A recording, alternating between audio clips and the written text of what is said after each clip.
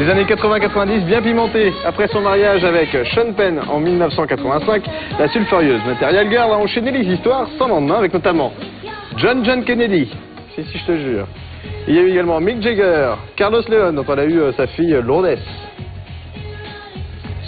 Jack Nicholson, on continue dans les plus célèbres, Prince ou encore Dennis Rodman. Sans oublier son livre Sexe, dans lequel la Madone s'adonne bien des plaisirs, avec notamment Naomi Campbell. Et puis en 2000, c'est la révélation. La chiconne se range de la consommation amoureuse. Elle épouse son producteur adoré Guy Ritchie en décembre 2000.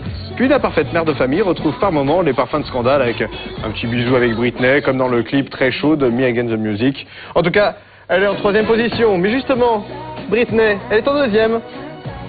Après nous avoir fait croire à sa vie chaste, elle était vierge encore, soi-disant, au début de sa carrière, eh bien l'idole des ados s'est déchaînée. Elle a d'abord reconnu avoir perdu son innocence dans les bras de son petit ami Justin Timberlake, mais c'est surtout après leur rupture qu'elle s'en est donnée à cœur joie.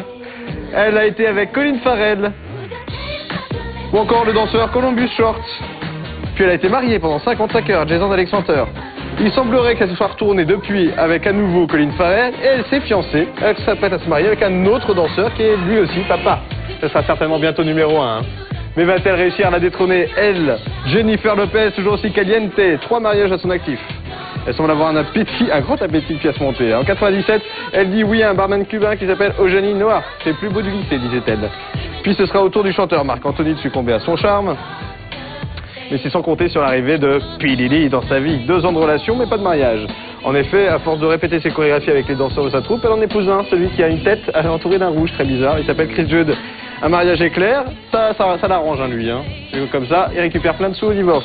Elle est partie pour rejoindre Ben Affleck qu'elle a rencontré sur le tournage du film Gigli. À la clé, fiançailles, un disque entièrement consacré à leur relation. Et même, il apparaît dans ses clips. Et pourtant, elle est repartie pour se marier, ça y est, avec Marc Anthony. Ce n'est plus une rumeur, elle est mariée. Il semblerait qu'ils veulent des enfants.